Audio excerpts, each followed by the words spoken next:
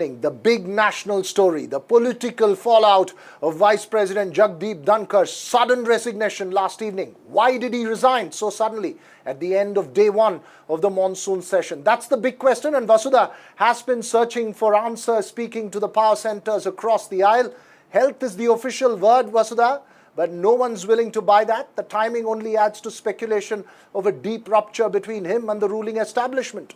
That's right, Veera. Jagdeep Dhankhar, once seen as an expert on constitutional matters and the defender of the government's legislative agenda, had grown increasingly assertive and some say unpredictable.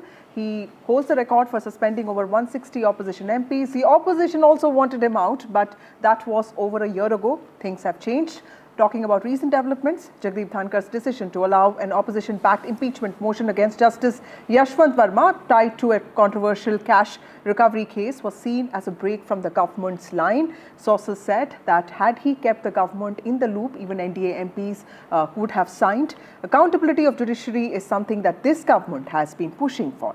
On the day of his resignation, which is Monday, two key ministers skipped a crucial BAC meeting that was chaired by Jagdeep Dhankhar. They later clarified that they had informed him, but they had more important parliamentary engagement. So did Jagdeep Dhankhar's approval of the impeachment motion against Justice Verma break an unspoken line with the government? Was it all about health? What really was a final trigger for his resignation? That's what we discuss now, and also what happens next. Joining us now is Dr. Kalanidhi Veeraswamy of the DMK. He's an MP from the DMK. We have G. Kumar Nayak, who's also an MP. He's from the Congress party. He's from the Lok Sabha. We also have Amitabh Tiwari, who's a political strategist. Thank you all of you for joining me on this broadcast. Mr. Veeraswamy, to you first, sir. How does the DMK, as an opposition party with significant numbers, look at the recent episode? Good evening to everybody. Vanakkam. See, the thing is, like you said, it was a very surprising decision, and it was a shocking decision actually, and mainly so because about 10 days back, he had made a statement saying that he will be lasting till 2027 August, till his term completes. But unless there is some kind of a divine intervention. So we wonder what kind of a divine intervention has made him to resign in such a hasty manner, and especially when he had made it very clear that he had no intention of resigning. So we have seen our Prime Minister talking about his divine birth and all those things. So whether there is any divinity from there which has made the Vice President take this kind of a decision. Because if you see what has transpired yesterday, there was a motion where the opposition parties had for the Justice Verma. I mean, the issue was being raised by the opposition parties, which the Vice President had allowed. And the talk is that the BJP ministers and the Prime Minister were unhappy about that. And there was talk that some ministers have spoken to Mr. Dhankar, following which he has gone and met the Honorable President and tendered his resignation. And in fact, all this is conjuncture at this stage. Yes. Mr. Veeraswamy, all this is conjuncture at this stage. We don't have a BJP spokesperson or a BJP MP in the panel because they've refused to join debate. But Mr. Nayak, the opposition until a few weeks ago was gunning for Mr. Dhankar. What's changed in the opposition stand today that you're turning around the table? No, good evening. The news has definitely taken all of us by surprise because the Vice President was quite active till the last minute. He chaired a meeting of advisory committee, business advisory committee meeting.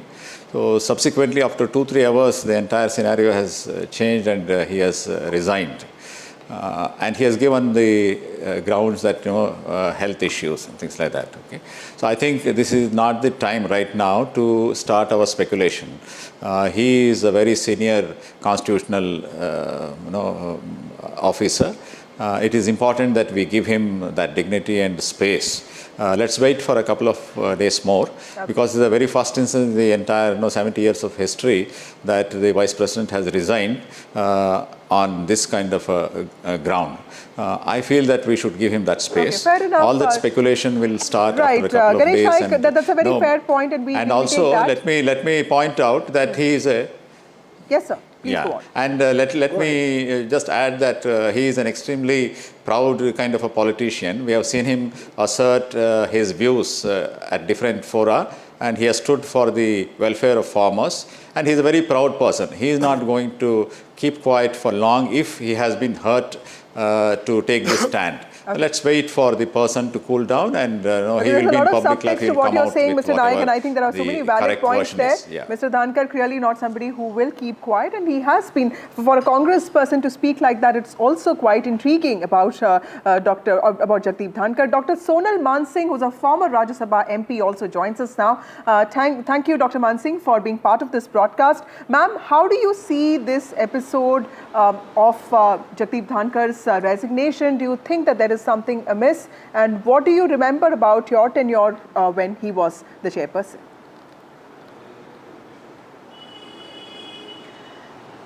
I was there for almost 2 years, 2.5 years, ever since he came, before my term ended last year. He was certainly, when he came in, he was full of beans, very strong, and of course everyone saw that he was with the government, and opposition was always up to some trick or other, as usual. And he handled them, he tackled them all. He was accused quite often of not giving them time, but I think that has happened down the years anyway. The thing is that health was one issue, of course, that he fell down in Nainital meeting unconscious, and then he was in AIMS, and then he had a stent put in the heart. But the things must have been also building up behind the scene. It can't be so sudden that the Vice President of India resigns. But the tipping point might have been what the gentleman was mentioning. The thing, it must have been building up. It's not so simple. Nothing is as simple as it looks. And I think we should know the real reasons behind. But whatever I heard from several of my colleagues, ex-colleagues, they still keep up with me. It was very unfortunate. It was very, very unfortunate. See, had it been well planned in a way, then he would not have even conducted the first day, the opening day of the monsoon session. And he had planned a trip to Jaipur, I think, today or tomorrow, and all that. So the tipping point came, perhaps, in a way that was not expected. Well, what to say? One can wish him well and thank him for the services he rendered as Vice President and Chairman of Rajya Sabha.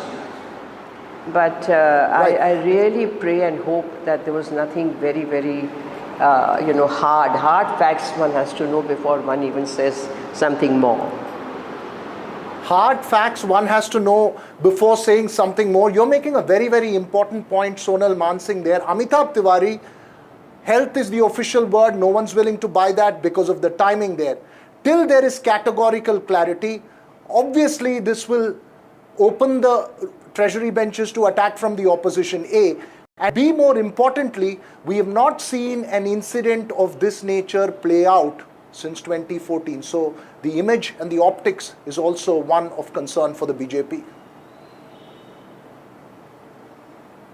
Yes, clearly. I mean, this has given some ammunition to the opposition, but it also does act as a deflection point on certain important key issues like the discussion on Operation Sindoor or the SIR, etc., etc. So it's also act as a deflection. So they could be diverted towards discussing the resignation of Vice President Dhankar. It also seems that, of course, there will be speculation unless the government comes out with a clear point or the VP himself makes some statement. We will not be able to know exactly what is the reason. It could have been building for some time. It could also be a spur of the moment decision, an emotional decision where he might not have felt well during some exchanges with the government. It also seems that BJP's experiment of appointing non-RSS members on constitutional bodies including Satyapal Malik, somehow this has not worked politically for them. Okay. Correct. So That's a very also important point. Let me ask this question to Dr. Sonal Mansingh. Ma'am, I want to come back to what you were talking about. Do you see the Jagdeep Dhankar's appointment as also out of the ordinary? And like Mr. Tiwari is saying, that does it make more sense to have people who are ideologically grounded in important posts, especially when the BJP is ruling? Does it really suit the party better?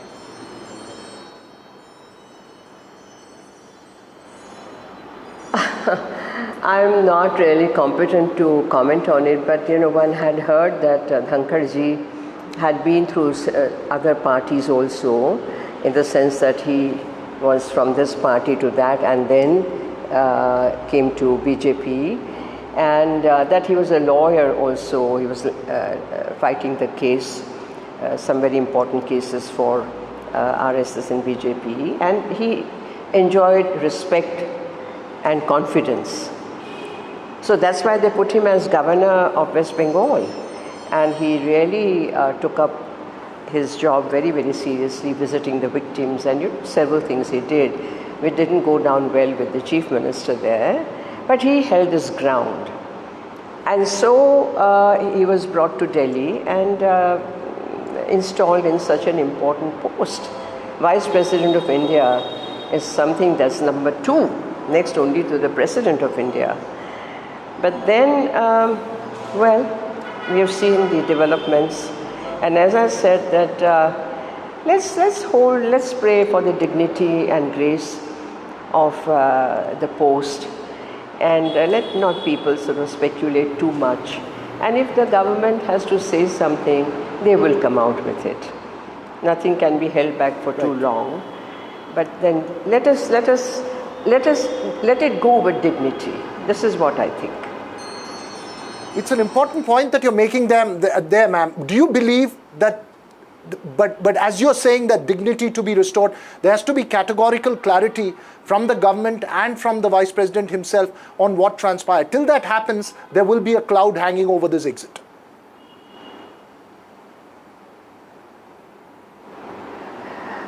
Oh, well, the clouds do disperse, and one only hopes that the speculations will come to an end. As I said, too much the shabdon ki maya jal, too much talking about it without knowing really what happened. That also spoils the atmosphere. So I really want to pray and say that, the dignity and the grace of the chair and of the person who occupied it till 2 days ago, and the dignity and grace of the government, of the Prime Minister, who in all confidence installed him in the chair. Let all that be intact. Of course, it is for everyone, it's a matter of great interest. There's nothing else that people are talking about now. That will happen because this is something very, very unusual and out of the blue as it seems. But then again, nothing is a coincidence. Absolutely, Dr. Mansingh, they're making some very critical points, and thank you, Dr. Sonal Mansingh, for your valuable time. Mr. Veerasamy, also talk to us about the circumstances of Jagdeep Dhankar's departure, because this comes in the midst of, the Parliament moving this motion against former Justice, in fact, Justice Yashwant Verma. What is the future then of this debate on executive-legislative balance in India? Jagdeep Dhankhar used to keep talking about it. This was something that everybody wanted because there was a lot of cash that was discovered at this judge's house. How does the DMK look at the circumstances of Jagdeep Dhankar's departure? See, the thing is, the Honorable Vice President, former Vice President, has been very clear about his thoughts on what has happened in the judiciary, be it about the powers of the judiciary or about this Justice Verma case. And in fact, when the opposition brought in for this discussion, and the discussion was taken up where the government was totally taken aback because they had no idea what was hitting them. And then when the leader of the ruling party, Mr. JP Nadu, got up and spoke, he had the audacity and temerity when the opposition members were raising their points. He was saying that nothing you say will go on record. You should know this. See, that is something which is the prerogative of the chair. So a member, he is only a member. See, though he may be the BJP party leader and leader of the house and all those things, he is a member where all ruling has to come from the chair. But here, JP Nada had the temerity to say that nothing you say will be going on record. And but that's been clarified as well by Mr. Nada. He has clarified as well, but my question to you, Mr. Naik, no, I'm not defending anyone here, but I'm just saying that, Mr. Naik, do you believe that this exit is going to cloud the entire session, or will the opposition move forward from this and get to the issues that was the focus before this resignation? No, let me narrate what happened chronologically for everybody to understand. Opposition is very clear. This happened in the parliament, and subsequently there was supposed to be a BAC meeting where the vice president was expecting that the leader of the ruling party and the minister for parliamentary affairs, both of them had skipped that meeting. So that was probably, I don't know. Absolutely, that's a very important point. Both Kiren Rijiju, the Parliamentary Affairs Minister, and JP Nada, who's the leader of the House, had skipped that meeting, and that really, Veera, we were in the Parliament then, and that was what got us thinking as to what really is happening. And there's this whole multiple MPs coming to lodge their signatures there also got us thinking. Mr. Naik, Veera's question here. Can I just quickly complete one point over here? Yes, quickly. In 2014, since 2014, it has become the new norm that the Prime Minister of this country will not attend the House. See, prior to that, all the Prime Ministers had made it a point that they would attend the House because that is their important work where they are answerable. Okay, the point taken, Mr. Naik, the Prime Minister leaves for UK today. Veera's question here, what happens to the agenda that the opposition had decided upon? Would that continue, or is Dhankar's departure going to overshadow the entire session? Continuing with what our DMK friend has been narrating, all I feel is that opposition will not be wavering from its single-minded focus on important issues which concern the people, starting with Pahalgam attack and the Operation Sindoor and our success and failure of our foreign policy and things like that, and a host of issues and host of bills which are going to come up. We will not waver from that. This, I feel, is an internal party issue of BJP. The only ideological issue that I would like to comment upon is that the real ideology here is authoritarianism. Authoritarianism is not going to hurt just the people of this country or the opposition party. It is going to hurt the people who are very close to them. That is when you will understand the true nature of what is authoritarian regime is. Mr. Amitabh Tiwari, two last questions to you, sir. One, who do you see as replacing Jagdeep Dhankhar? What do you think the parameters of this personality could be? And also, most importantly, do you think that Jagdeep Dhankhar had become politically independent in the last few days, specifically with his private meetings with certain opposition leaders? Because that is being talked about a lot. No, clearly he had a mind of his own, and he used to make very independent statements on various key issues which are grappling the nation. On the names, it is very, very difficult to say. I mean, what name would come, because in BJP's textbook name guessing is very difficult. But I would link it to also the ongoing issues which the BJP and RSS are facing with the appointment of the BJP president. Correct. So since Jagdeep Dhankhar ji was not from an RSS background, I think this time the vice president will be definitely from an RSS background person. Absolutely. Thank you all of you for settle. Absolutely, Mr. Tiwari, your point taken. Thank you all of you for being part of this No, this broadcast. is high time that this difference between BJP and RSS is erased. Okay, so that is a topic for another day. That you're making. But yes, Jagdeep Dhankhar's resignation is going to overshadow the entire session. That looks like the case now, but clearly doesn't seem to be a personal health choice, although that is what he has said. But more importantly, will this completely overshadow the topics at the agenda that the opposition has picked up? Veera, something that we will have to wait and watch out for. That's right, Vasudha. They haven't had an issue of this nature to deal with in the last decade or so. So this will be something of a test for the ruling establishment, and some important points made by the opposition MPs there. But staying with politics and to a Tharoor reparty to his Kerala Congress colleagues, K. Muralidharan's remark that the diplomat politician isn't one of us. Tharoor today asked, who are they to say he is not one of them? and that the nation comes first. Another tidbit in the Tharoor versus Congress saga.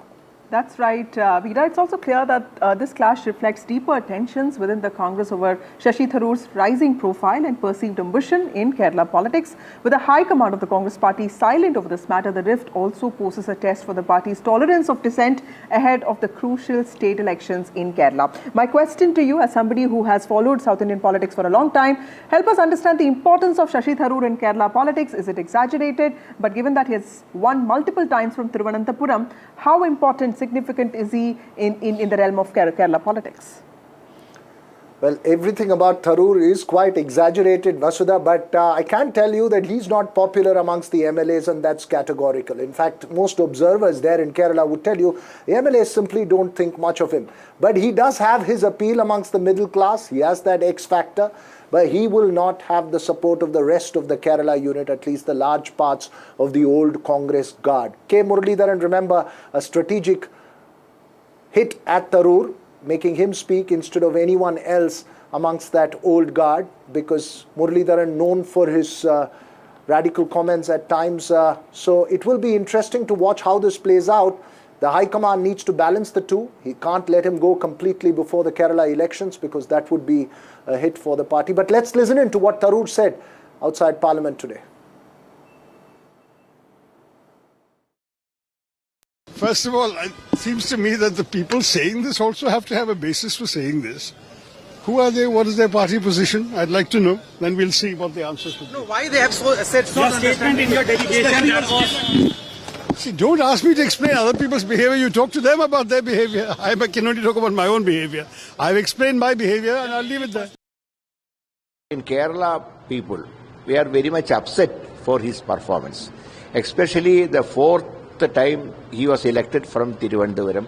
Lot of party workers sacrificed for his victory, but he is not coming his constituency also now. The last 2 months he was far away from this constituency. So we decided that in the coming local body election, we are not ready to cooperate with him. Otherwise, High Command, if High Command did give any direction, we will obey that. But now our stand is we are not cooperate with him. Well, Vasudha, till there is a clarity about the Tharoor versus Congress equation, I think all we can do is to go to ChatGPT and ask how Tharoor would define his own situation, and it throws up some very, very interesting jugglery of words. Absolutely, Veera. And for me, every time Tharoor debate comes up, I just have to look at what's happening in Karnataka, those fault lines playing out between D.K. Shivakumar and Siddaramaiah. And it's also similar situations in Telangana. But with Tharoor, it's always fantastic, because there's always some interesting controversy that comes up. With that, it's time for a short break. Now, of course, you have Dhankar versus BJP as well. Yes, absolutely. With that, it's time for a short break. We'll see you on the other side.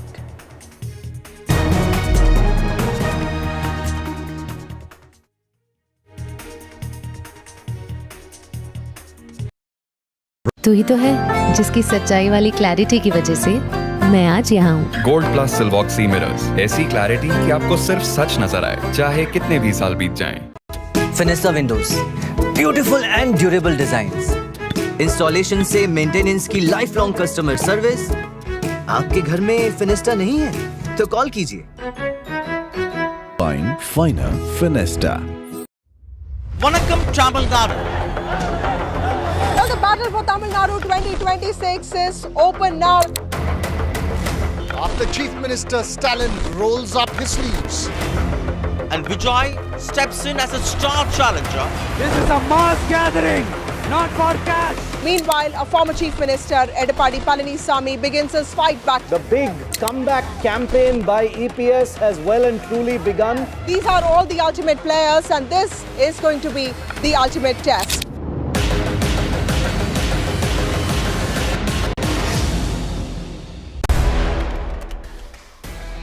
Well, in the latest episode of Control All Defense, we are talking about a platform that all of you want to hear about, the Tejas. The big question, we do know it's a great platform, but is it of use for the Indian Air Force going into the future? How relevant will it remain?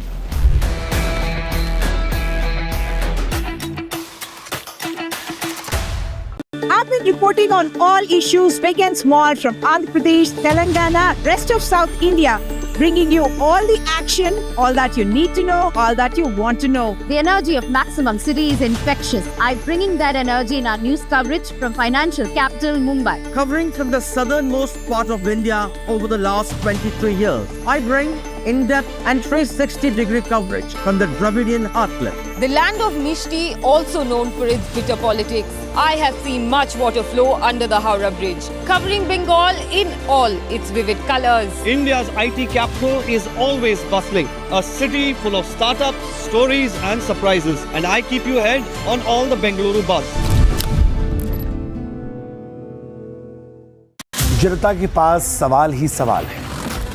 जवाब ढूंढने को वो देखती है news और देखती है यहाँ तो सवालों का मायाजाल है। ऊपर से ये अलग फाइट है, कोई पूरा लेफ्ट तो कोई पूरा राइट है। बीच में मुद्दे के साथ कौन है, जनता को जवाब चाहिए। इसीलिए सवालों की परेड नहीं, मैं लाऊंगा खबरों की कचहरी। मैं शुभांकर मिश्रा, मेरे साथ देखिए कचहरी रात 8 बजे सिर्फ एनडीटीवी इंडिया पर।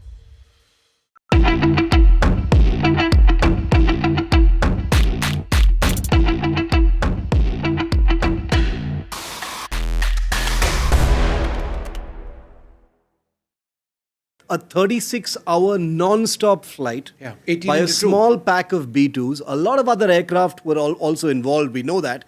But let's talk about the B-2 flight itself. They took off from Missouri. 36 hours later, they landed back without once landing. They delivered their bombs 18 hours later over Iran and then came back. How was this possible? Because the Department of Defense says at no point of time on this 36-hour journey was there any reason to believe that they were either detected or reacted to? Well, they weren't detected, because if they were, then they'd be in some serious trouble. It's one of the most unbelievable missions, one of the most historic long-range strike missions. There were 7 B-2s, which by B-2 standards is a fair number of them. There was deception in the very beginning. Hello, Moto. Motorola, India's leading AI smartphone brand.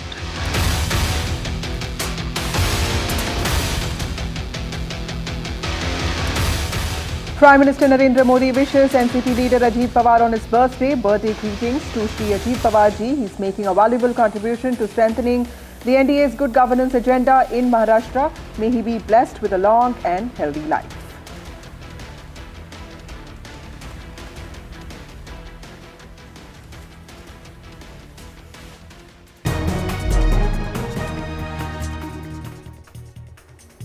Welcome back to the Southern View. Now to the case of illegal betting apps, Vasudha, and some top Southern stars are in trouble for promoting these apps, as we know. From Prakash Raj to Vijay Deverakonda and Rana Daggubati have been summoned by the Enforcement Directorate. Remember, nearly 30 noted actors face cases of promoting illegal online betting apps, and they may have to appear before the ED starting tomorrow, Vasudha.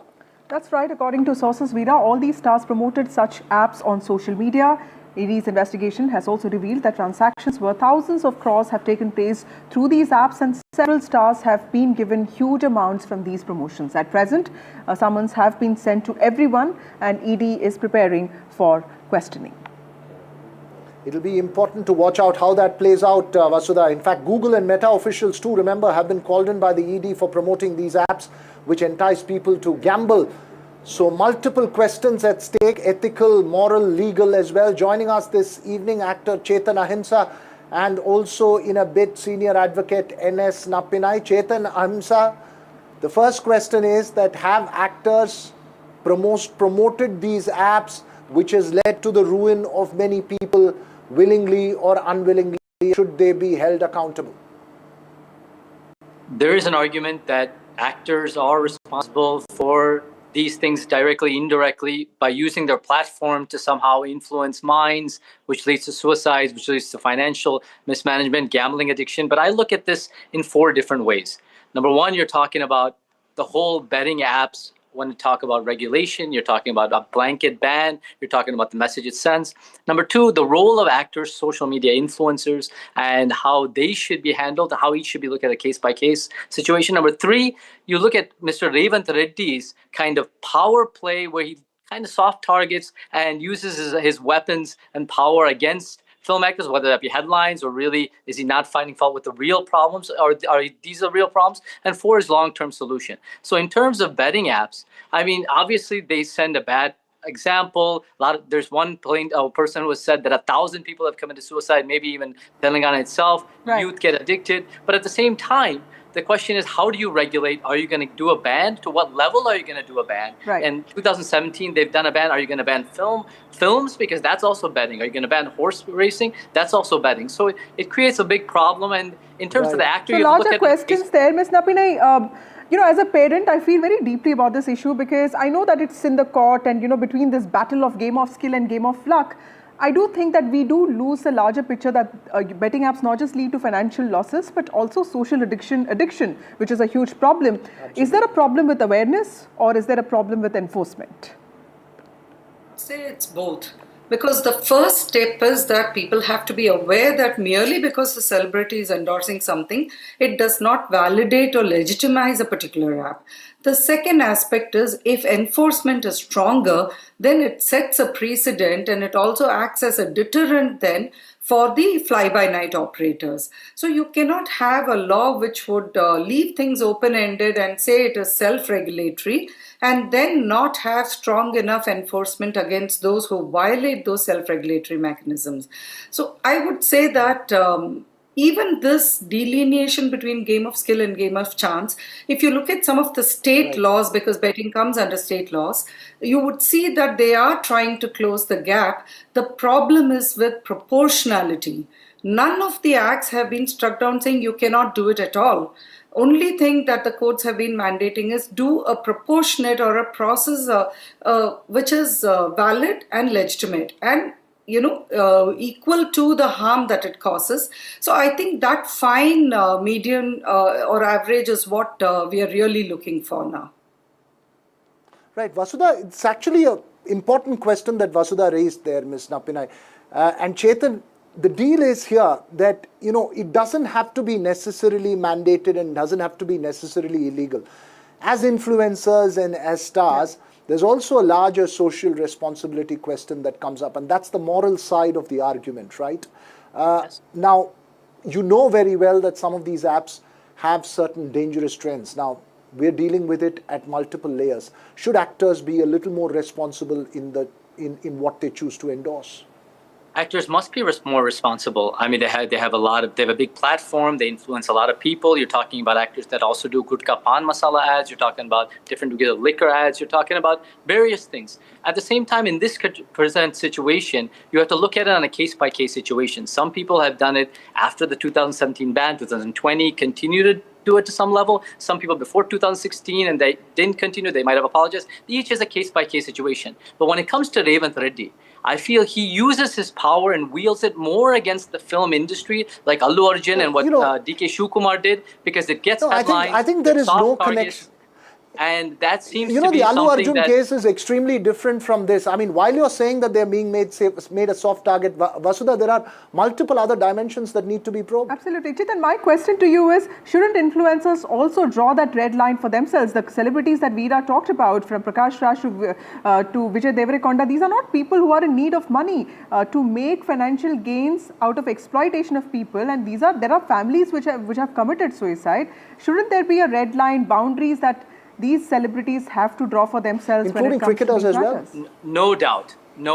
I personally have not endorsed any of these brands or any brands in general. But at the same time, some of these, it's left up to their own sense of morality. And I also think it sends a wrong message that they're doing these kind of ads. But at the same time, I feel sometimes it can get into a witch hunt. Because these things make headlines. Right. You're talking about real estate mafias that are not targeted. You're talking about mining mafias that are targeted. Those are also big problems that Revanth Reddy should also look into. But I'm not denying. Quick final word, Napinai. Quick final word, Napinai. Talking about a moral story, I would focus on the legal aspect.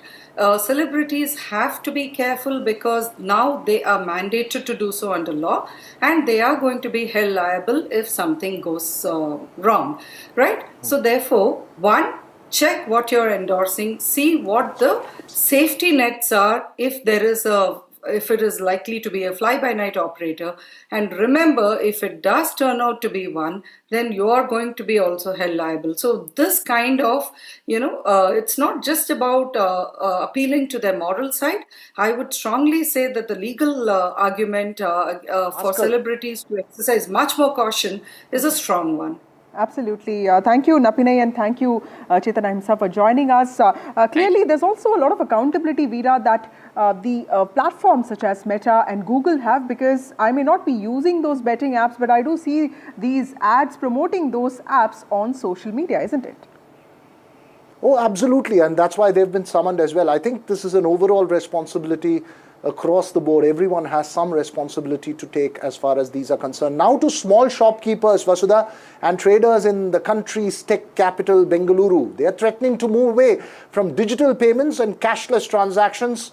In fact, small traders in the city, including tea stalls and coconut vendors, have received hefty GST notices on the basis of UPI payments they've received. And now Traders Association, which refused UPI payments over the past few days, have threatened to go on strike. That's right. From milk vendors to bakery owners, they plan to wear black badges while suspending sales over the next 2 days and then hold a protest, a bandh on the 25th of July. Now, those protesting include cab and auto drivers who fear similar GST scrutiny on them. In fact, the issue has also been triggered after GST notices were sent to over 14,000 traders after their UPI transactions came under the tax net. Now, the issue has also led to a Congress-BJP face-off, and that is with the state government blaming it on the centre and the BJP blaming it on the state. Let's listen in to traders and the political voices.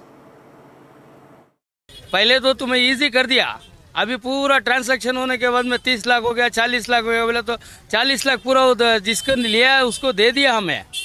अब हम कहाँ से देगा पैसा के? 40 लाख हम बचा लिया क्या? तो नया रूल्स बनाया तो फायदा क्या है हमें? 30 रुपया दूध का, 2 रुपया हमारा कमाई, 36 रुपये में हमें बेचता है. तुम्हें 36 रुपये में टैक्स लगाया तो क्या फायदा? हमें कमाता 2 रुपया, तुम्हें 36 रुपये का टैक्स लगाया तो क्या फायदा? आप ये बताओ. पूरा फोन पे गूगल पे कर रहा करते, पूरा GST डाल रहा करते हैं, उसके ना हमें नहीं डाल रहे. यहाँ पे कहीं को होता बड़ी बड़ी दुकान को डालने का क्या होता है, छोटी दुकान रोड में पेपर करने वाले डालने का मैं क्या करने यहाँ पे. ನಮ್ಮ ಇಟ್ಬಿಟ್ಟು ನಮ್ಮ ಬಾಯಿಗೆ ವರ್ಷಕ್ಕೆ ಬಾಯಲ್ಲಿ ತಿಂಬಿಟ್ಟು ವರ್ಷಕ್ಕೆ ನೋಡ್ತಾ ಅವ್ರು ಕೂಡ ಇದನ್ನ ಬಡವ್ರಿಗೆ ತೊಂದರೆ ಕೊಡೋದನ್ನ ಡ್ರಾ ಮಾಡಬೇಕು. ಪಾಪ ತರಕಾರಿ ಮಾಡೋರು, ಎಳ್ನೀರು ಮಾರೋರು, ರಸ್ತೆ ಬದಿ ವ್ಯಾಪಾರ ಮಾಡೋರು ಇಲ್ಲಿ ಅಂತೇಳಿ ಅವರೊಂದು ಇದನ್ನ ಹಾಕೊಂಡು ವ್ಯಾಪಾರ ಮಾಡ್ತಾ ಇದ್ದಾರೆ. ಸುಮಾರು ಲಕ್ಷಾಂತರ ಜನರಿಗೆ ಇವತ್ತು ಯಾರೇ ಮೋದಿ ಸರ್ಕಾರ 14,000 ಜನಕ್ಕೆ ಯಾರೇ ನೋಟಿಸ್ ಕೊಟ್ಟಿದೆ.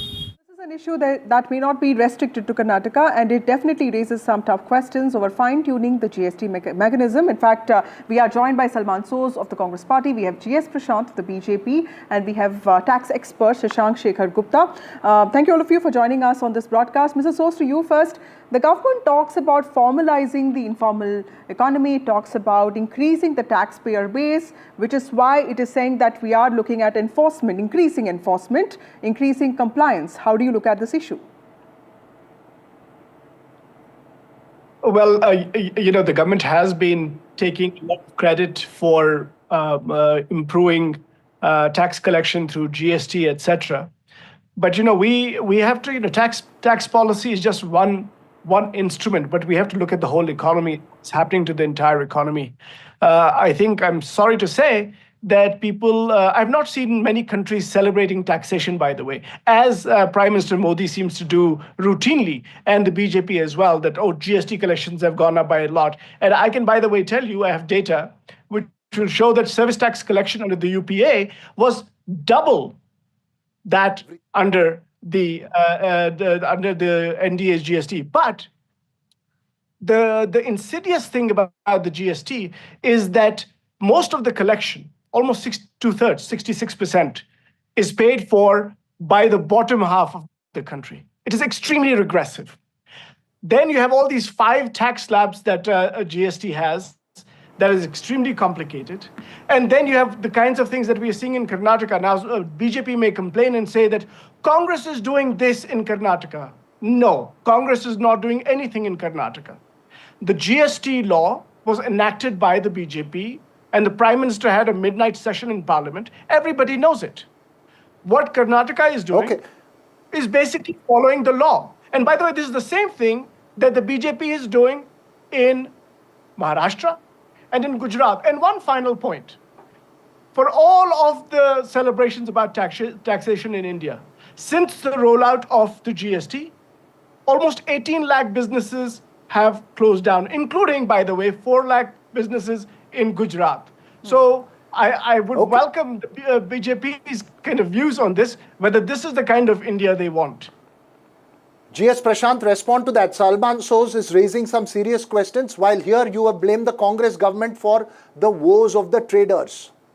Veera, Salman first realized that under the UPA era, India was in the fragile 5 economies of the world. And in 24, we became the 5th largest, and now we are the 4th largest. And by 2030, we are on the cusp of becoming 3rd largest economy, only trailing US and China. Therefore, if anybody wants to pat their back saying UPA too was doing great, I think this is not the time, because all of us are aware which mess India was under when BJP took over in 2014 and the type of corruption that had happened. And if you are pointing out to GST, it subsumed many taxes. It ensured that the checkposts which were there, which were creating a hurdle for easy movement of goods, has reduced. The turnaround time for the trucks has reduced, which means more efficiency for that. So the benefits of GST cannot be spelled out in these 2 or 3 minutes, be that as it may. Now, coming to the pointed question of issuance of notices, I make it very clear that under the GST law, the GST authorities do not have the power to issue notices merely based on third-party information like Paytm, Google, or PhonePe. They are supposed to conduct preliminary inquiry, find out from the dealer or the assessee as to whether... So what's the point? Who are you blaming for the notices what then? products is it dealing in, and whether it is taxable or exempt, and only then give him time to respond with documents, only then compute the tax and then go on. This procedure has not been followed. So who are you blaming for the notices received by the traders? Yes, and Veera, and this has been issued by the state No, GST who are you department. blaming? Make it clear. Yes, I'm telling you, the state GST has issued the notices, and state GST governs 90% of the dealers in the state of Karnataka. This is the handiwork of the state GST. Therefore, the entire process of issuance of notice without verification is bad in law. Yeah, respond This to that. is violative. No, let me complete. This is violative of the principles laid down by the Supreme Court, stating that you cannot use third-party data to merely fasten liability. You are supposed to conduct a preliminary inquiry, come to a conclusion based on documents, evidences. Mr. Soz, GS Prashant is saying that it's the state government doing some kind of Which has vasuli. been done. Yeah. This has not been done. Therefore, the state government has to withdraw these notices. Okay, Prashant, you have to let him speak. Yeah. Salman respond. You made a sharp point. Let Salman respond. Yeah. Go ahead, Salman. So, just by speaking loudly on national television does not make you right.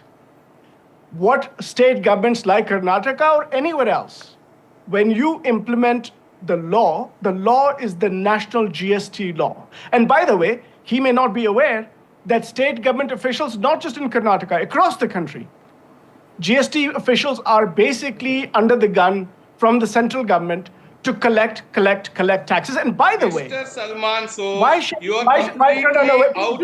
please do not interrupt. This is bad manners. Maybe you're not. This is not. Okay, Mr. Prashant, let him respond. We'll come back to you. Please do not interrupt me. I heard you calmly. I heard you calmly. I heard you calmly. Hang on, Salman. With respect, you should afford the same opportunity No, to one second, others. Prashant. Let Otherwise, you should Salman not respond.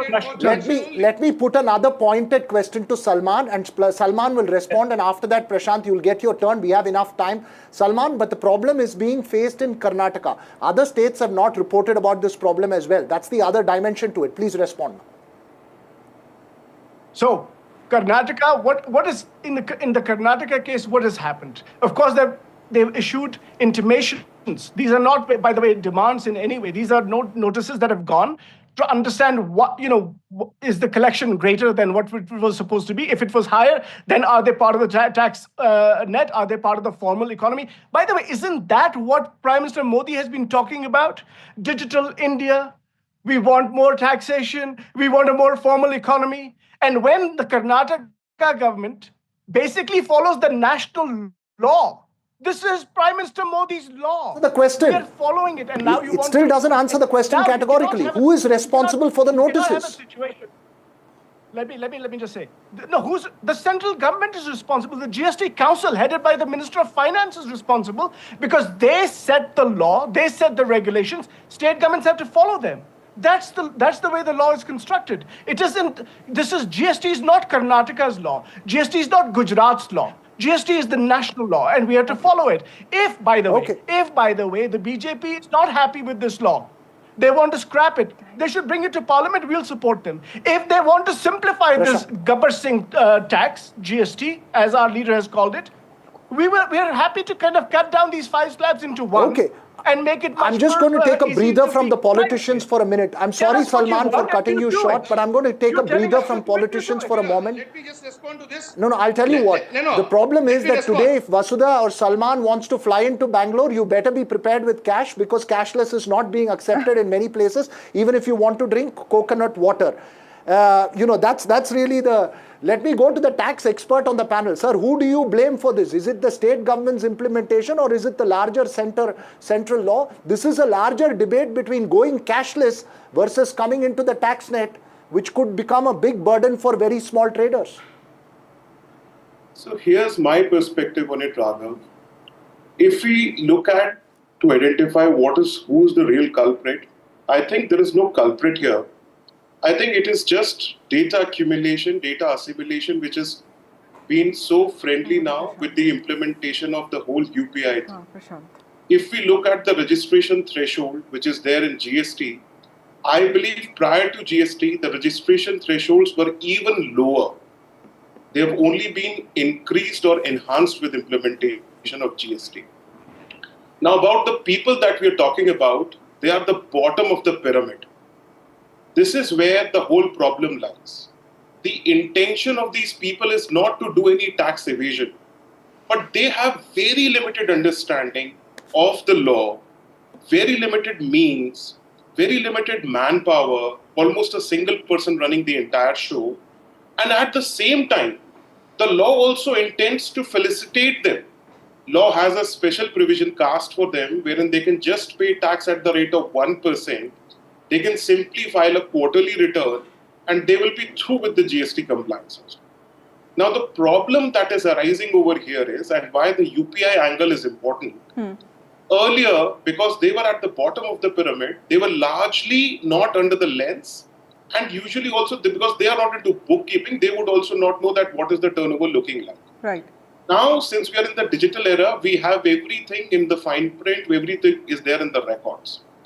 Now, the gap is, intention of the government is there, intention at the end of the bottom of the pyramid is there, but there needs to be some more facilitation to put this into effect. That's a very important point. Prashant GS, if we talk about the future of digital India, the fact that a huge section of small vendors, small businessmen moving out of UPI and asking for cash, that's quite a scary proposition, isn't it? And what does it mean for the country that has been talking about UPI transformation? See, definitely it is not about somebody wanting to evade taxes. But again, I repeat, the procedure that they have followed is completely and patently illegal. They ought to have decoded with specifics as to whether the products being sold are exempt or taxable. The Congress spokesperson, unlike his leader, will not understand any of these things because they report to a leader who wakes up at night. So therefore, be that as it may, we're disregarding the Congress and its regressive policies over the years.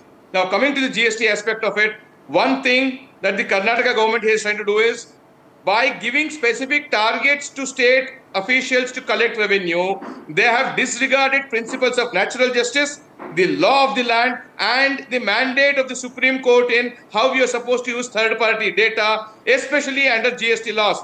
The tax expert also can throw light on how Section 63 of GST talks about which data to be used and how you can really collect information. When you have not done something in accordance with law, the state government or the state government GST officials, let them withdraw these notices, create awareness among the small traders, and then educate them, and then issue notices and collect taxes in accordance with law, like how Article 265 of the Constitution mandates that no tax shall be levied or collected without authority of law. Congress and its spokespersons have never believed in the Constitution, so they will not care about it, because for them, the Gandhi family is supreme, and whatever Gandhi let's keep it to the traders. Let's keep it to the traders before we go into family politics. GS Prashant, Salman Soos, go ahead, respond to that point.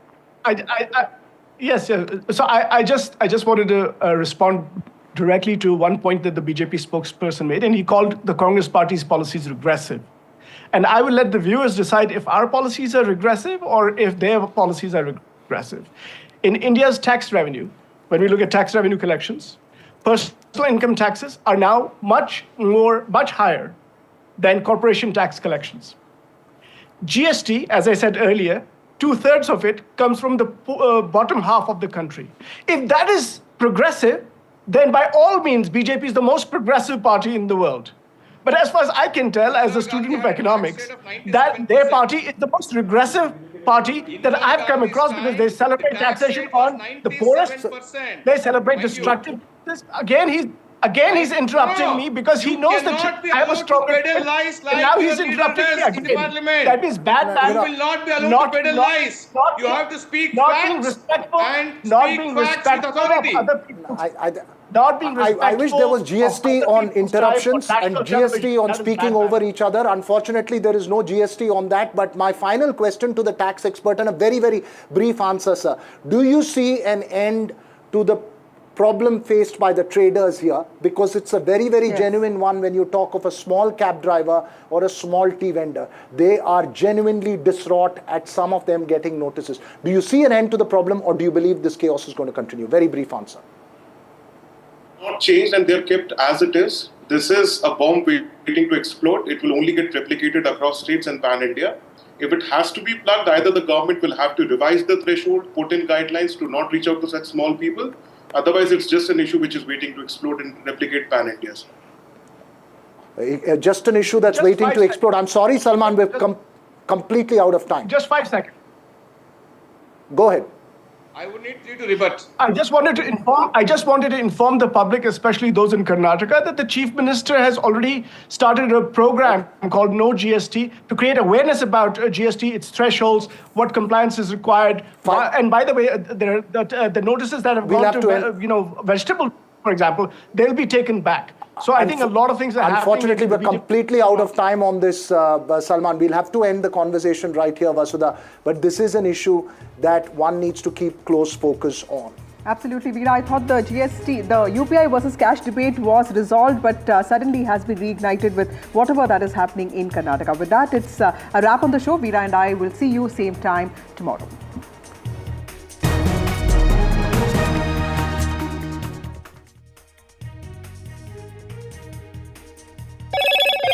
Hello, Moto. Motorola, India's leading AI smartphone brand.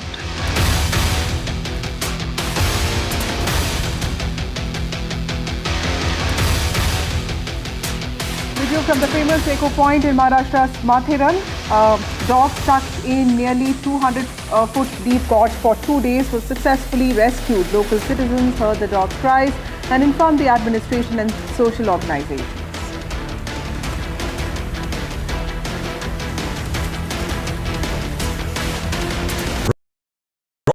Fenesta Windows, beautiful and durable designs. Installation से maintenance की lifelong customer service. आपके घर में फिनेस्टा नहीं है तो call कीजिए. Fine, finer, Fenesta. Gold plus optimistic reflective glass लगाओ, धूप की गर्मी को दूर भगाओ और बिजली का बिल भी बचाओ.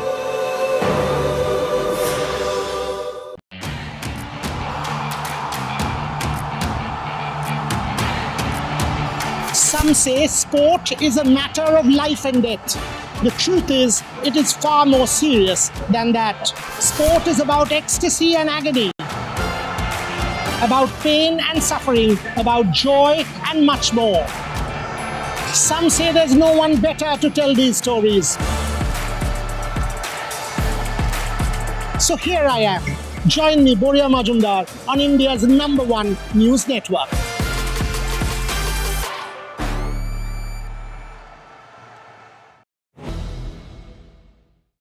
Is your business future ready? Join the 13-week strategic ESG certification program for business sustainability and growth for CXO and business leaders by NDTV, Terry and Zenora. Master global ESG frameworks, gain real-world tools and lead with impact. Starts August the 23rd. Enroll now and power your business with sustainability. The markets move fast. And so should your portfolio. Expert insights, real-time stock picks. Do I buy Ola? Should I hold CDSL for the long term? Buy, sell or hold. The answers you need, straight from the experts. Callers from India and across the world. Connect live, ask, decide and invest wisely. Your portfolio, your future. Ask Profit.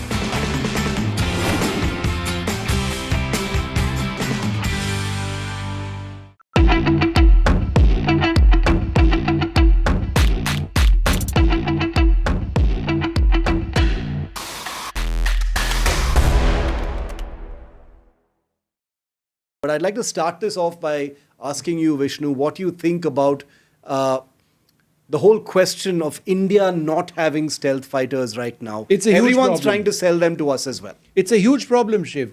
Let's face it, in as much as we love the Rafale aircraft and the Indian Air Force is completely vouching for it, perhaps they'd like more than 100 more. The Indian Navy has just gotten into an order for 26 Rafale M aircraft. There is a generation gap between the Rafale and the stealth. There is a good reason why a stealth platform is called a 5th generation aircraft and a Rafale is a 4th or 4.5 generation aircraft, and that is low observability. So in as much as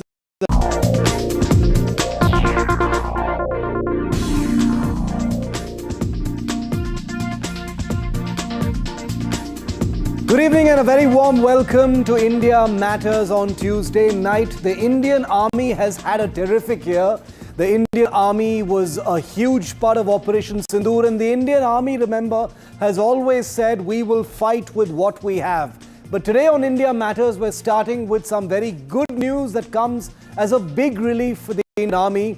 A game-changing weapon has just been delivered. 15 months late, but finally here, the Indian Army today received its first AH-64E Apache helicopters. That's them you see in these pictures. These are frontline battlefield predators, no reason called the world's most feared and formidable attack helicopters.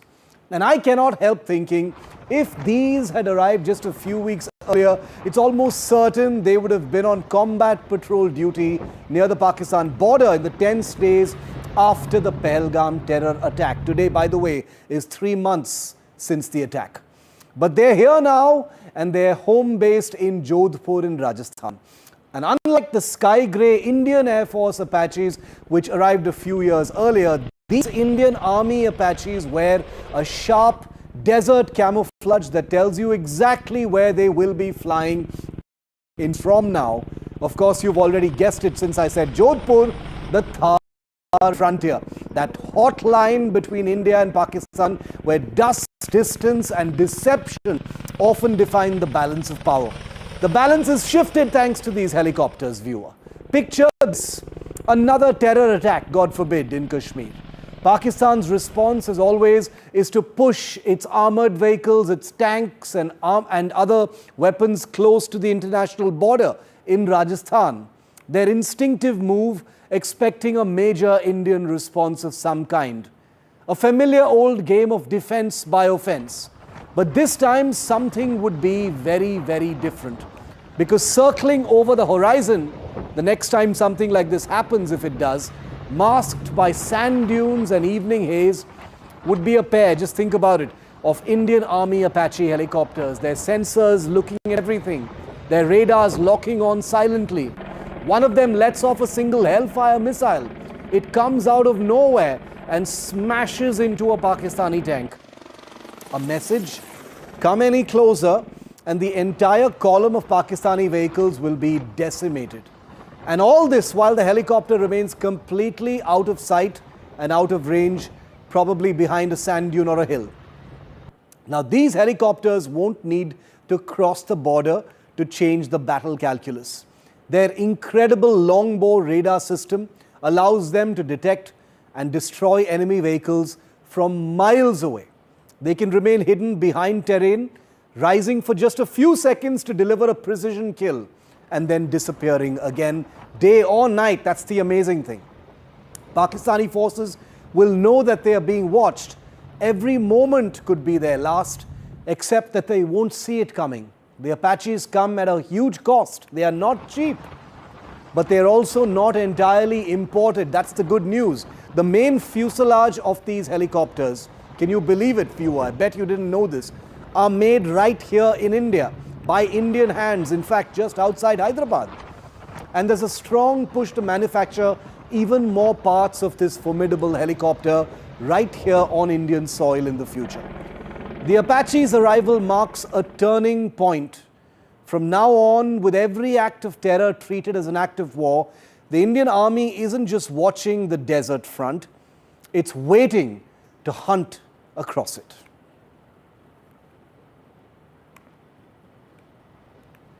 Let me show you what weapons are there currently on the Apache that the Indian Army is now getting.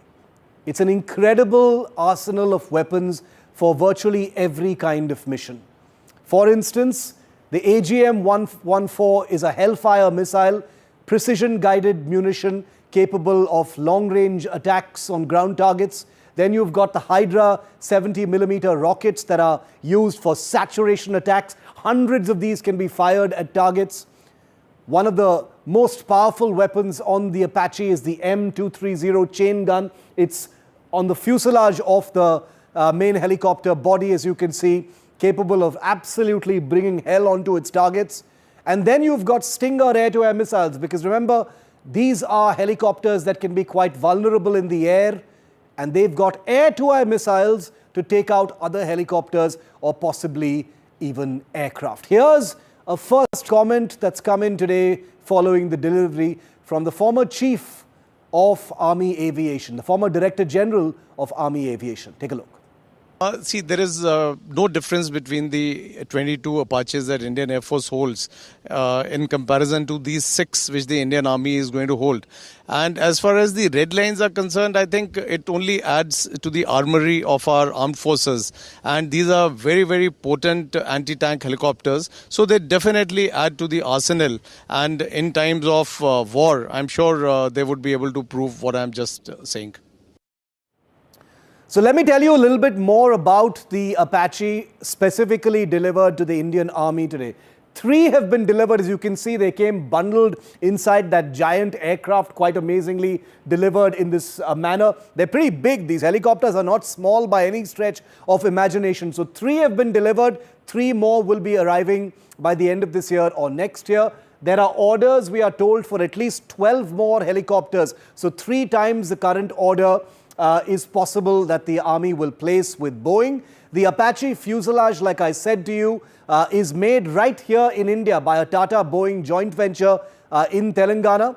The Army plans to integrate Indian weapons on the Apache helicopter. It's very keen to have some Indian weapons as well. And like I told you right at the beginning of this show, there are plans, since this aircraft is going to be based in Jodhpur, it is only presumable that it will be on duty, combat patrol duty near the Pakistan border.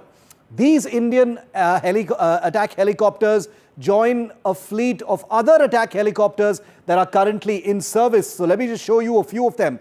The Mi-35 is a Soviet-era heavy attack helicopter that's currently in service with the Indian Air Force. That's the Tipnis Grey, as they call it, of aircraft with the Indian Air Force. The other attack helicopter available in large numbers with both the Army and the Air Force is the Hindustan Aeronautics Rudra, which is a version of the recognizable Dhruv helicopter. The newest attack helicopter is the Prachand light combat helicopter, which is there in small numbers with the Army and the Air Force. An order for 156 has recently been placed, so this is going to be a mainstay. And then you now have the AH-64E Apache, built by Boeing. It's an American helicopter, already in service. In fact, this is an Indian Air Force Apache, and now you've seen the beautiful camo, desert camo brown helicopters that have just joined the Indian Army. Let's get a sense from some experts who've flown combat helicopters during their careers to give us a sense of how big and how important a day today is. Air Commodore B.S. Sivach is Director General Aviation Safety India. Air Vice Marshal Anil Tiwari is a former helicopter pilot. Welcome to the both of you. Air Vice Marshal Tiwari, I'd like to come to you first.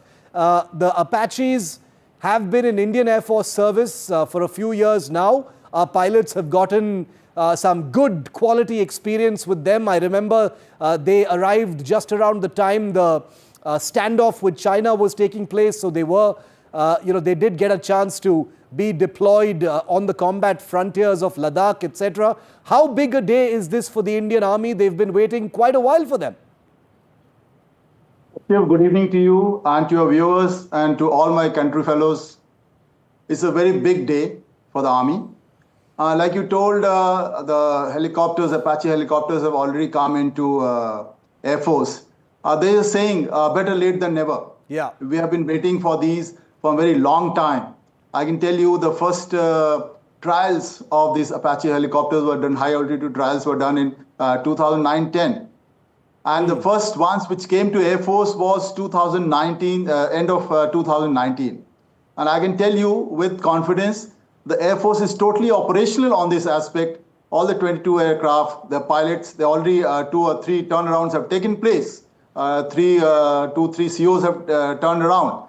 So the Air Force is fully operational and fully geared up to use these helicopters in any which way the country wants us or the Air Force wants us to. Whether it is high altitude, the desert, the jungle, these aircrafts are formidable. I can tell you with all the confidence, they are just too good. They are incredible helicopters. They look amazing. They have perhaps the most experience in terms of combat in the world, barring maybe the Mi-35, which has seen a lot of combat or equal amount of combat. Air Commodore Sivach, from a warfighter's perspective, how does a helicopter like the Apache change the game for the Indian Army? These helicopters are going to be based in Jodhpur, so we can guess that the Pakistan border is going to be its playground. These gunships have been in use. We already had Mi-24, Mi-35. Yeah. And of course, now we have, with the Air Force, we already had this particular Apache helicopter. It is one of the most formidable weapon platform and very sophisticated, very modern.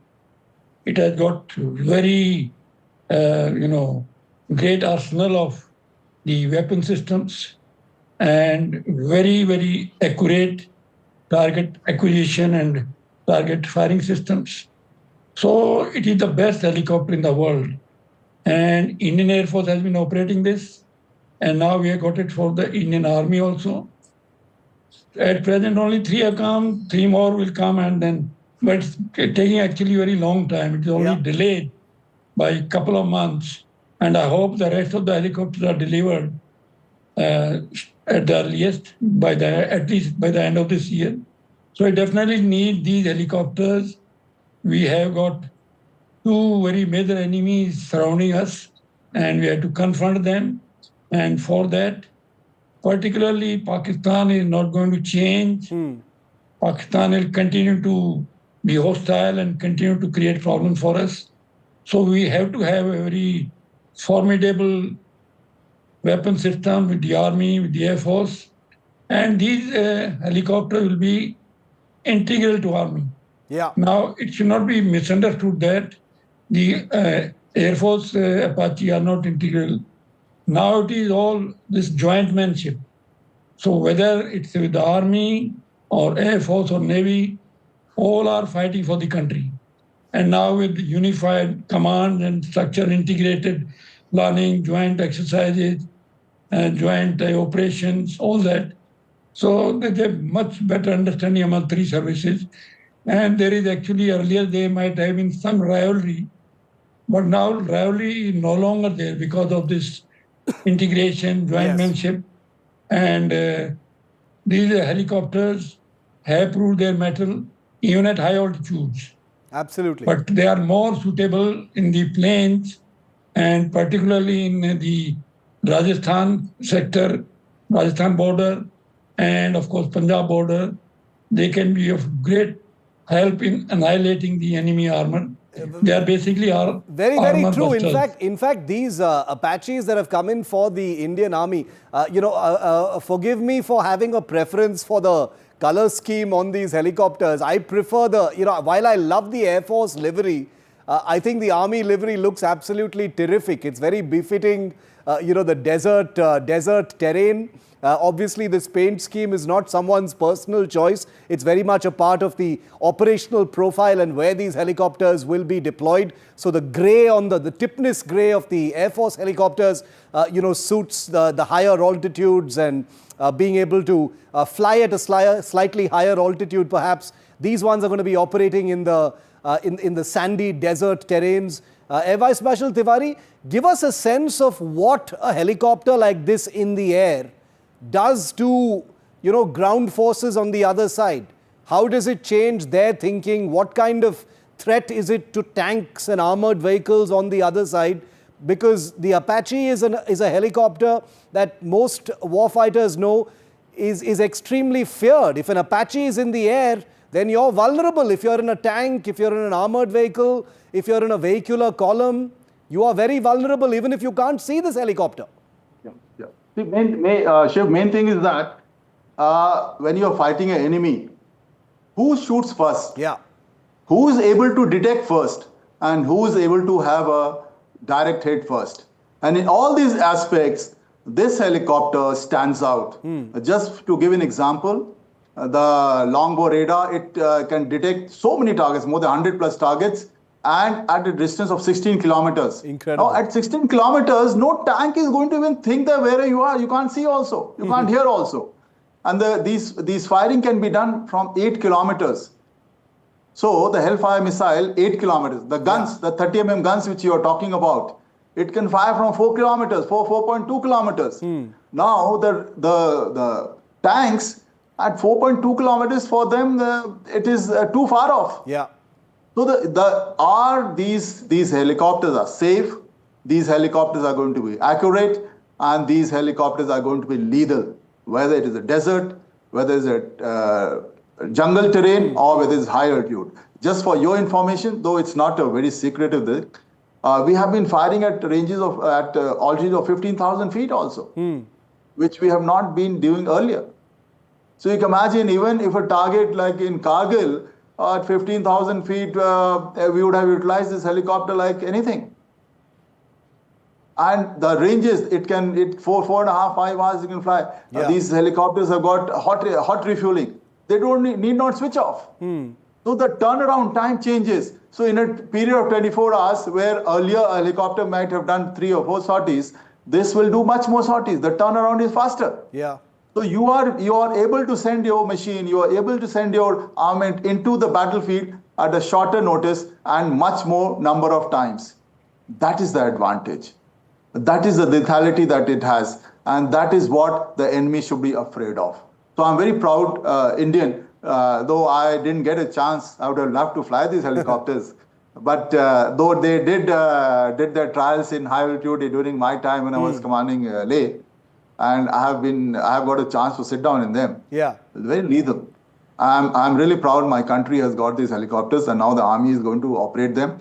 and it will be a lethal force in each and every aspect. And the safety factor is also there. Yes. See, the helicopter is in the battlefield. The other aspect which comes up first is that you should be able to fire the enemy first before he realizes it. And second thing, if you are fired upon, you should be able to save yourself. Correct. Now it has got a missile approach warning system. It has got a CMDS. It has got a RWR. So everything it has got for its safety. And one particular thing which I must tell you, like it can carry 1,200 rounds of this 30 mm guns. Yeah. 1,200 rounds. And just to give a comparison to you, BMP carries just 500. Yeah. So you see the difference? However, because they want a longer range, sometimes they put the fuel tank, etc. So they generally carry 300 plus. But in actuality, they remove the fuel tank, they can carry that many more rounds. So when you compare with the BM, just comparison is not for any other thing, just to make people understand that what is the lethality of this aircraft, how dangerous this aircraft is. Absolutely. And it has proved its worth in so many wars. And I'm sure, God forbid, anybody tries anything against us, it will again prove its worth. I'm very sure about my pilots in the Indian Air Force, and very soon the Indian Army also, the pilots will be ready to take on any task. And we wish the Jodhpur squadron happy hunting, happy landings, safe operations always. Thank you very much to both of you gentlemen for joining me on this momentous day for the Indian Army. Always a good day when new assets are joining the armed forces, and I hope we've been able to draw a very clear picture of what this amazing helicopter is going to do for the Indian Army. And from a very, very formidable helicopter to an aircraft that definitely belongs in a museum. Thankfully, the good news here too is the Indian Air Force actually agrees. Well, it is the Indian Air Force fighter that everyone has heard of, and I'm sure you've already guessed the name, the MiG-21. And the reason you're hearing about them tonight, is that 62 years after they first entered service with the Indian Air Force, the last of the Indian Air Force's Soviet-era MiG-21 fighters finally have a firm retirement date. That's right. Come September, the last of the Indian Air Force's MiG-21s will stand down for good.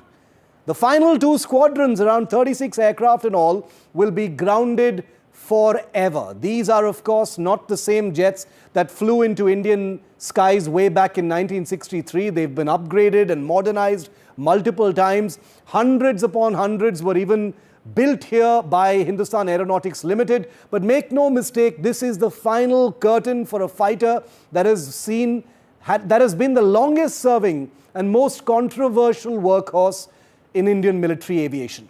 Now, the MiG-21 is a polarizing aircraft, and you know what I mean in the public eye. It is often associated with crashes and loss. In the Indian Air Force, it is seen as a tough, agile machine that gave more than it ever really got credit for. Pilots who fly it and flew it swear by its speed, its handling, and its raw power.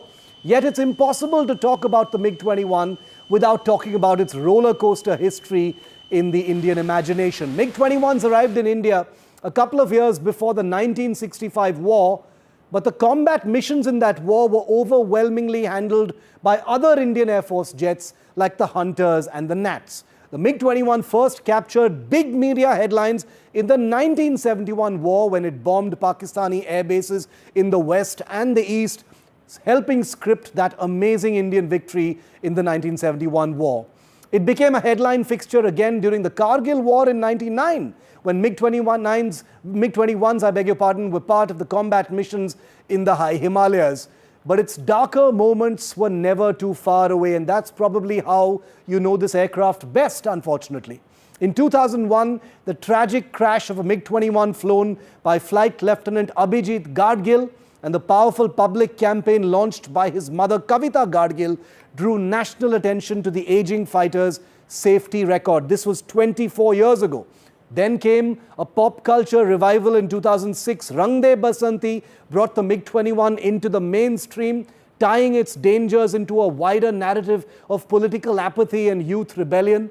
The jet became a symbol once again, this time of sacrifice, patriotism and a call for change. And then in 2019, the MiG-21 returned to the headlines when Wing Commander Abhinandan Varthaman shot down a Pakistani F-16 before being shot down himself and taken prisoner, only to be returned a day later. The MiG-29 had delivered an astonishing kill against a superior jet and lit a fire under every conversation on air power capability and legacy. So yes, the MiG-21's journey has swung wildly, viewer. From glory to grief, from front lines to films, it has lived many, many lives, and now it's finally time for it to go. Whatever your opinion of this jet, nobody will argue with the fact that it is a good thing there's finally an end date to the MiG-21's long, turbulent, but unforgettable service. Okay, now let me tell you a little bit about the MiG-21's journey in the Indian Air Force. It started, can you imagine, 62 years ago in 1963. That's when it entered in a trial way with the Indian Air Force. It has become the Indian Air Force's backbone fighter, built and operated in the largest numbers from the 1970s until the mid-2000s. It performed amazingly during the 1971 India-Pakistan war. HAL, like I said, got the licenses from the Soviet Union and built approximately 657 MiG-21s of different types right here in India. Let's get a sense of what today really means as the news breaks that the MiG-21s finally have a retirement date.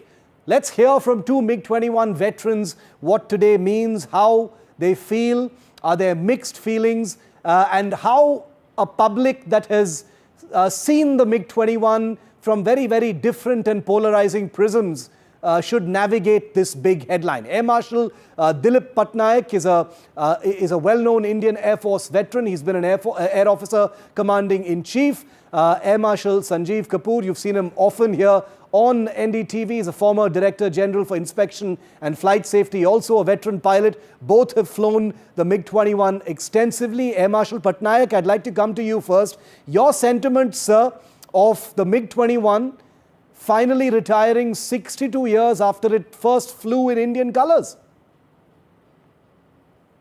Okay, to start with, when you use the words like finally it is going, doesn't augur well as far as a MiG lover is concerned. Yeah. My time people, about 70% of us have flown the MiG-21, and I can say that each and everyone swears by its capabilities. Yeah. And it had its own roles, it had its own capabilities, and those capabilities were utilized the way it was expected.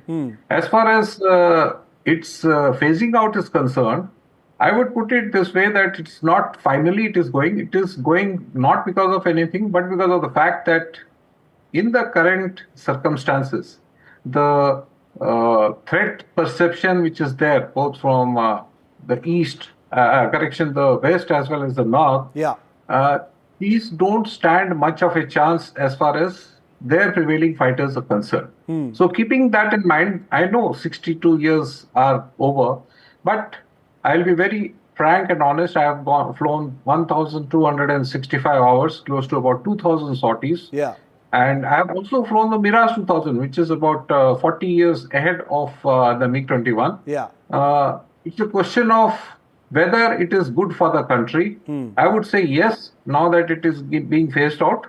Why was it delayed? Probably because the LCA, which was supposed to come as its replacement, kept getting delayed more and more. Correct. And we did not have a choice but to continue. Yeah. And as far as its ability to fly and its availability is concerned, I would put it this way, that each time an aircraft is offered by our technicians, by our engineers to the pilot, and when he signs it, it is fully serviceable. Yes. It's not that the one which was taken 60 years back. Every aircraft has its technical life, it has got its airframe life.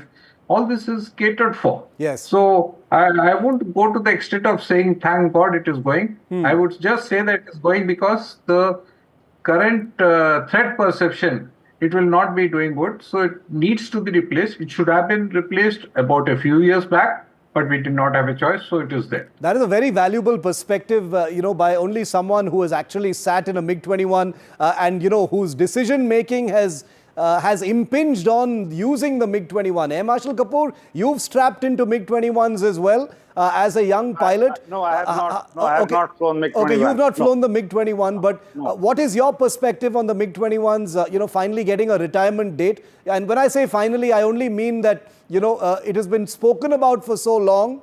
Nobody has any doubts about the Indian Air Force's decision-making whatsoever. But how important is a day like this today? See, while growing up, like Marshal Patnaik just said, it was the backbone of Indian Air Force. Yeah. There were a large number of squadrons, and if I recall reading somewhere, 28 units of Indian Air Force have operated this wonderful platform. It has gone upgrades like you covered in your preliminary report. And some unique things this aircraft has done. 1971 war, when the governor's house was shot, it was shot from weapon from MiG-21, and that led to the ceasefire. Also, if you recall, one aircraft, Atlantic, of Pakistani Air Force was shot. That also was shot by a MiG-21. And as latest as now, in the month of May, MiG-21s were utilized on high alert during Op Sindoor.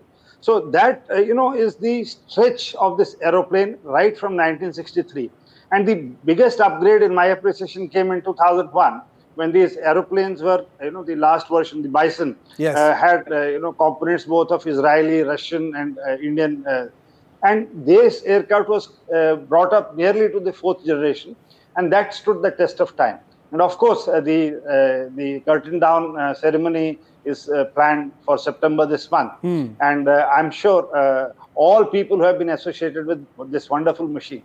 And also picking up from where Marshal Patnaik left, hats off to the maintenance people, to having maintained the engineers and the technicians, to have maintained this aeroplane over the years. And this is the longest serving fighter of Indian Air Force till now.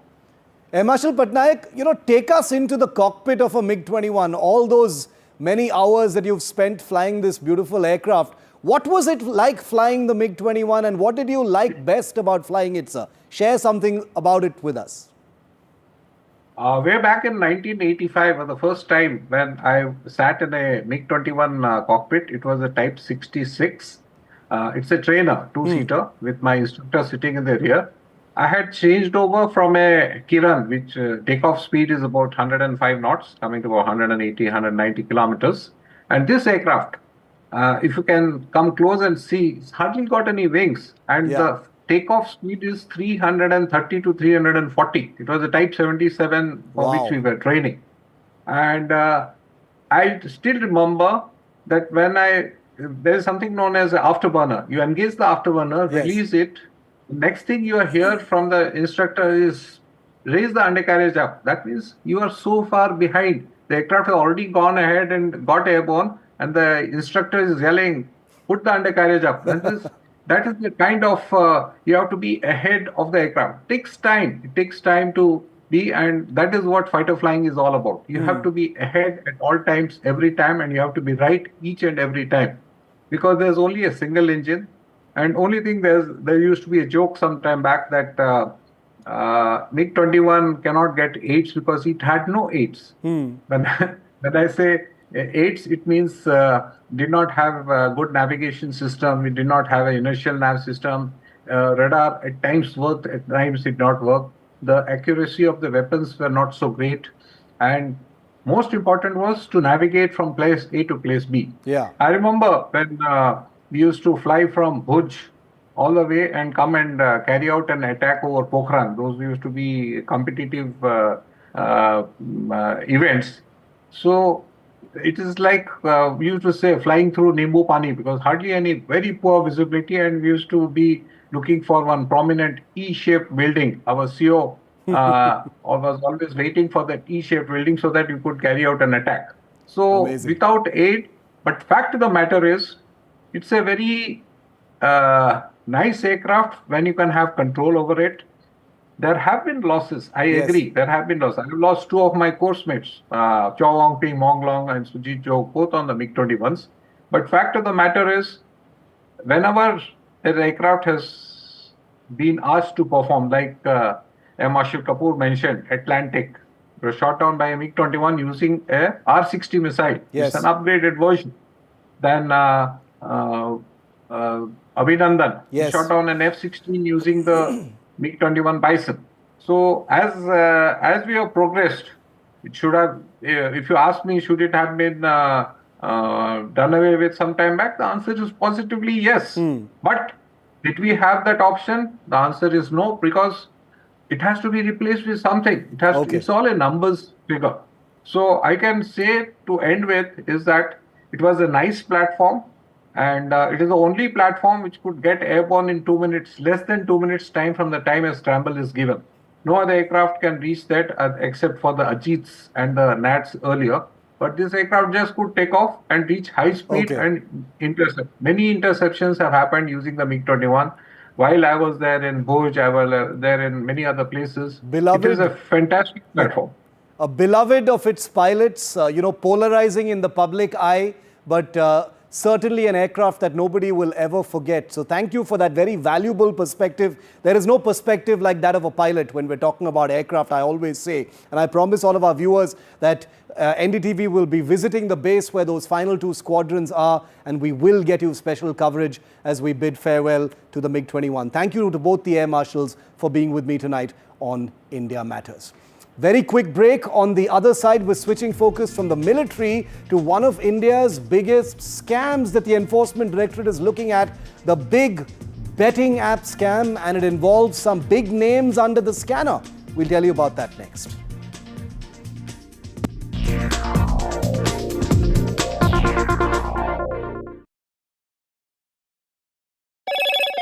Hello, Moto. Motorola, India's leading AI smartphone brand.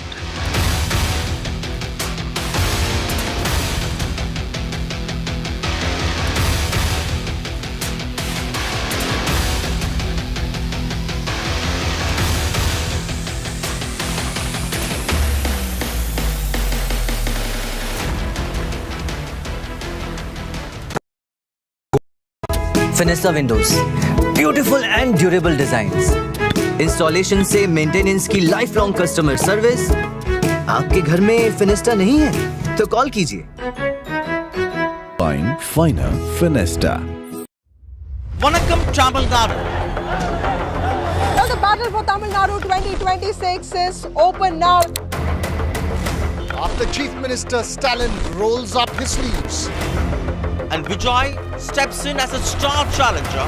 This is a mass gathering, not for cash. Meanwhile, a former Chief Minister, Edappadi Palanisamy, begins his fight back. The big comeback campaign by EPS has well and truly begun. These are all the ultimate players, and this is going to be the ultimate test.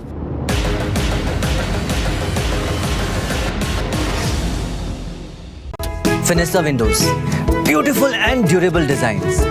Installation से maintenance की lifelong customer service. आपके घर में फिनेस्टा नहीं है तो call कीजिए।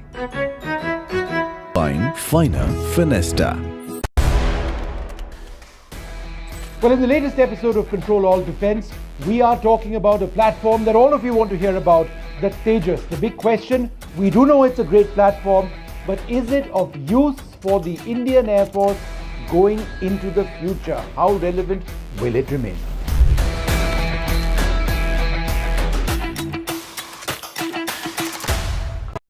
Finessa windows, beautiful and durable designs. Installation से मेंटेनेंस की लाइफ लॉन्ग कस्टमर सर्विस। आपके घर में फिनेस्टा नहीं है तो कॉल कीजिए। Find Finer Finesta.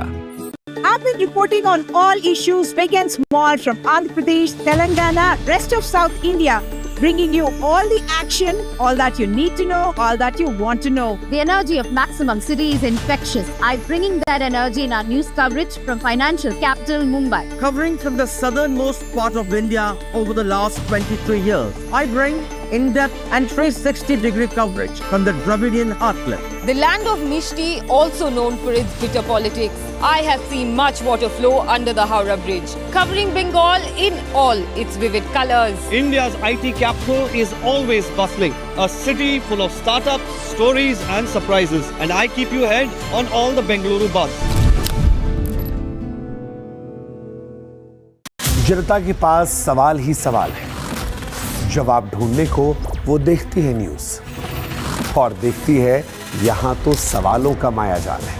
ऊपर से ये अलग फाइट है, कोई पूरा लेफ्ट तो कोई पूरा राइट है। बीच में मुद्दे के साथ कौन है, जनता को जवाब चाहिए। इसीलिए सवालों की परेड नहीं, मैं लाऊंगा खबरों की कचहरी। मैं शुभांकर मिश्रा, मेरे साथ देखिए कचहरी रात 8 बजे सिर्फ एनडीटीवी इंडिया पर।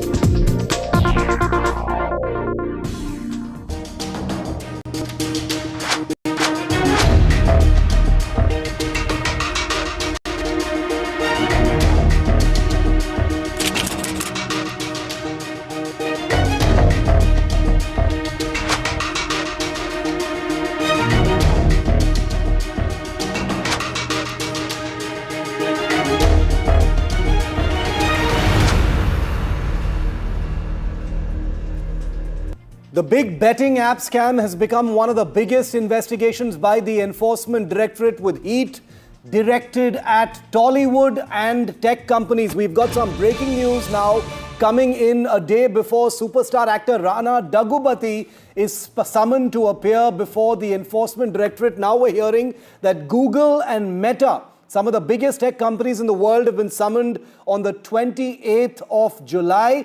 Did these tech giants deliberately promote betting apps? Remember, a public interest litigation says more than 1,000 suicides in Telangana have been linked to these betting apps. Mukesh Singh Sengar, our crime editor, is live with me.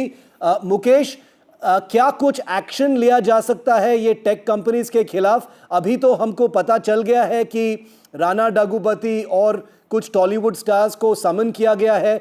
In tech companies के खिलाफ भी action लिया जा सकता है? देखिए, बिल्कुल जो बैटिंग एप्स हैं उनके जरिए जो चीटिंग हो रही है उसको सरकार और एजेंसियां काफी गंभीरता से ले रही हैं। उसकी वजह यह है कि इन बैटिंग एप्स के चलते करोड़ों की संख्या में जो यूथ हैं अलग अलग स्टेट में, वो बड़े पैमाने पर इस पर पैसा लगा रहे हैं। स्कूलों की जो फीस होती है वो भी बैटिंग ऐप में लगा देते हैं और जो पैसे घर से पैसे चोरी करते हैं वो भी लगाते हैं। जो उनके पास पैसा होता है वो भी इन एप्स में लगाते हैं।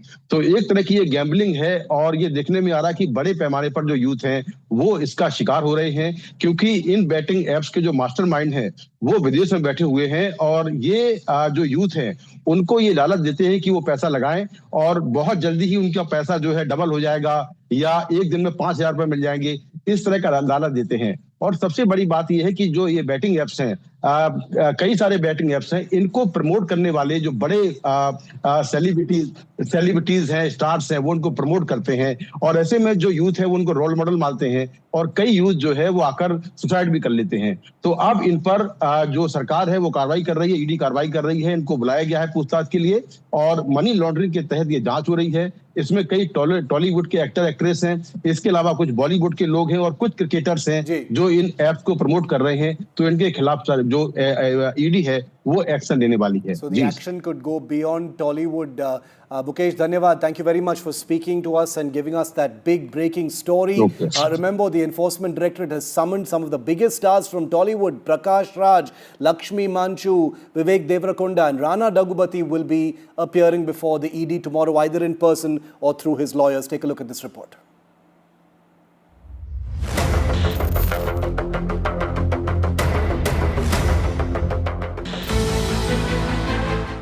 You've probably seen flashy ads promoting betting apps, urging you to play and win, featuring your favorite actors and influencers.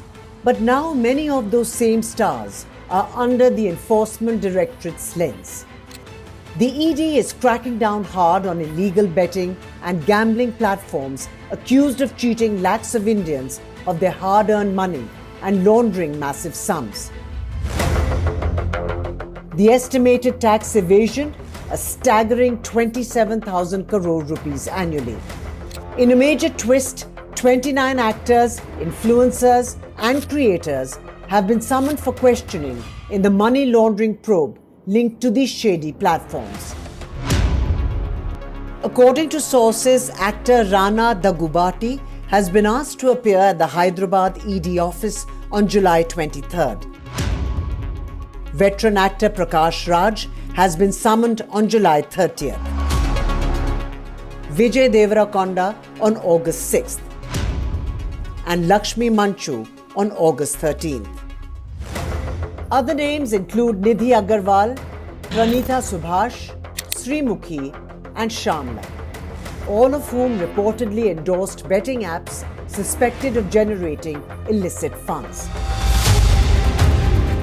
The ED suspects these celebrities promoted platforms allegedly generating illegal funds, misleading lakhs of young Indians in the process.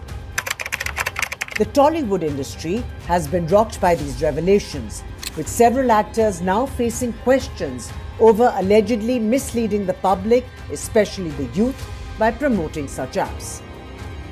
Earlier, Bollywood actor Sahil Khan was questioned by Mumbai police linked to the Mahadev betting app case. Ranbir Kapoor, Shraddha Kapoor, Tamanna Bhatia were summoned. Kapil Sharma, Hina Khan, Huma Qureshi were called in for questioning after they performed at a wedding in Dubai.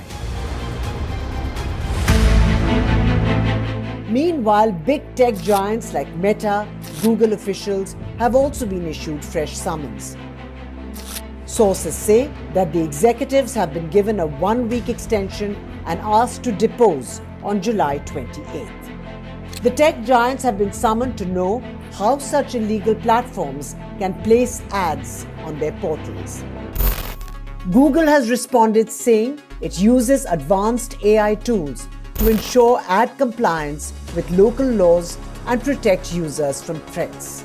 The ED is investigating more than a dozen cases linked to illegal gambling and betting platforms across the country, including the Mahadev online book app, whose main promoters hail from Chhattisgarh. Bureau Report, NDTV. So you've heard of these betting apps, you've now seen our report on all these big stars being summoned, but how big is this entire betting app market? Well, what if I told you $100 billion or more could be the overall size of the betting app market? Just think about that number for a moment, viewer. $100 billion at the very least. It has an annual growth of 30% year on year. That tells you just how much the market is actually growing. 22 crore users in India. And I want you to think about the figure of 1,023 suicides in Telangana in the last 1 year. Regular users, 11 crore per year in India use betting apps. Web traffic, 1.6 billion plus in the last 3 months. Estimated tax evasion owing to the use of betting apps of this kind that are under the scanner now, 27,000 crore rupees per year. These are initial estimates by the Enforcement Directorate that we are using here on NDTV, and it gives you a very small kind of indicative sense of what we are actually talking about when we talk about betting apps. And a journalist who has been reporting relentlessly on this investigation, specifically what's been happening with the Enforcement Directorate probe into what's happening in Telangana and Andhra is Uma Sudhir, my senior colleague who joins me now. Uma, the actors who've been summoned in the next few days by the Enforcement Directorate are all big stars from the Telugu film industry. What kind of shockwaves have gone through the industry? Then we'll talk about the probe itself.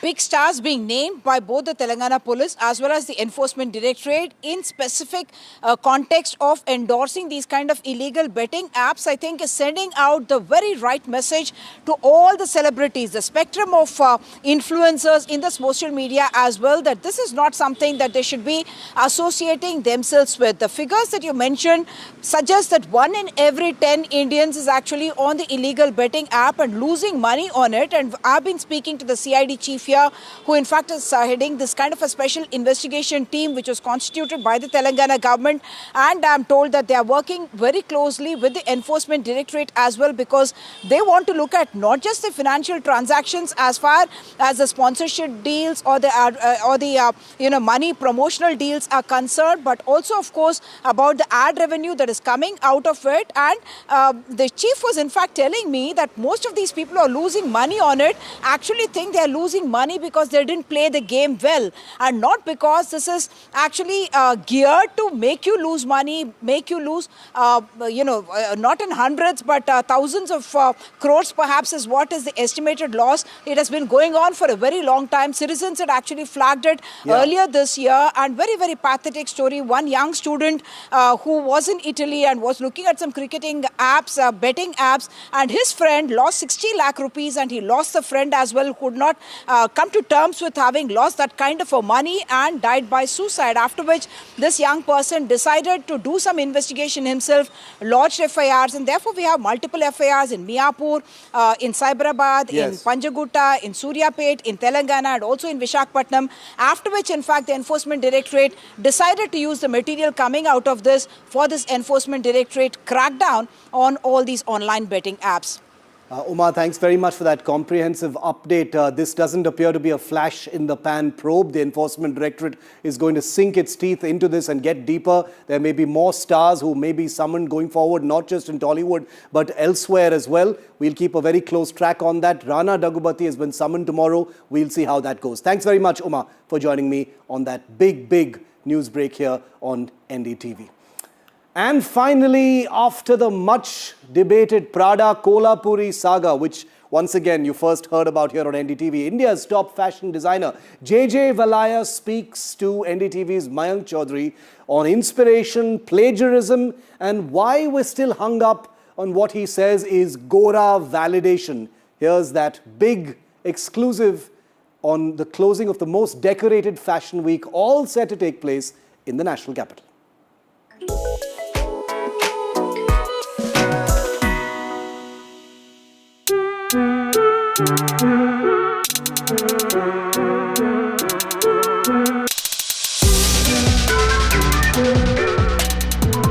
Favorite city?